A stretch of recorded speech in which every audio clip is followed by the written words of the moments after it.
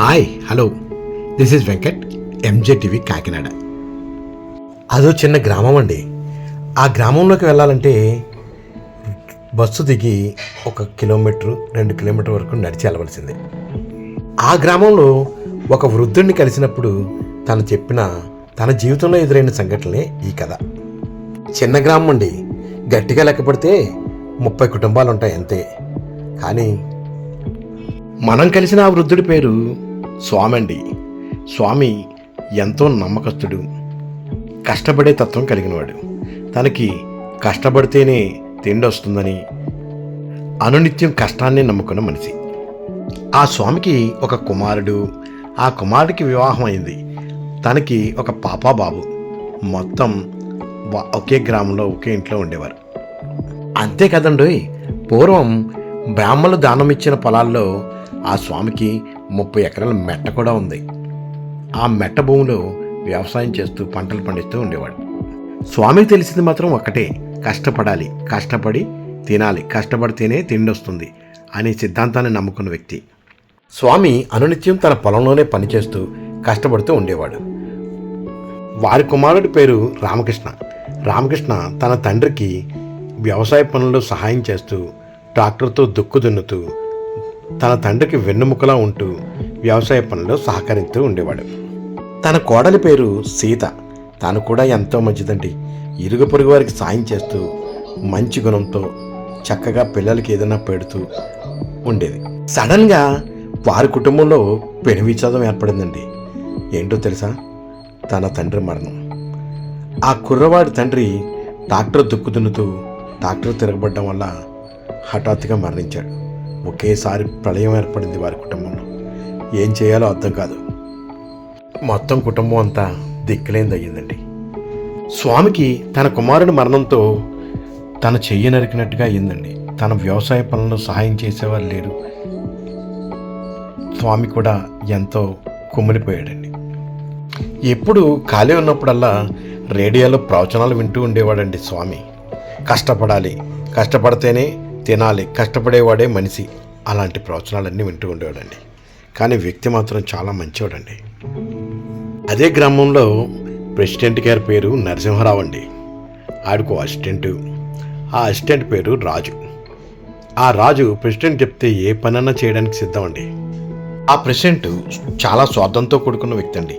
పిల్లలు చదువుకుంటే ఇక్కడ ఊళ్ళో తన మాట వినేవారు ఎవరూ ఉండరని, వ్యవసాయ పనులు చేసేవాళ్ళు ఉండరని నమ్మి ప్రతి పిల్లవాడి చదువుకి అడ్డం పడే వ్యక్తి ప్రెసిడెంట్ అండి.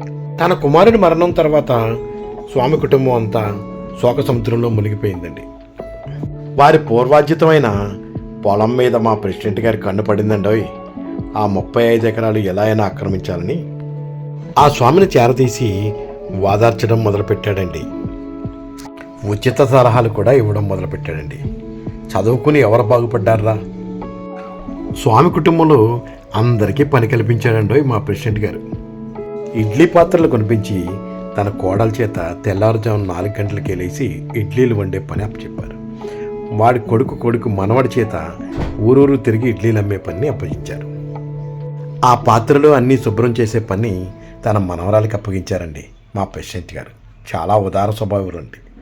కాలం గడిచే కొద్దీ మెల్లగా 35 ఎకరాలని మా ప్రెసిడెంట్ గారు సొంతం చేసుకున్నారండి.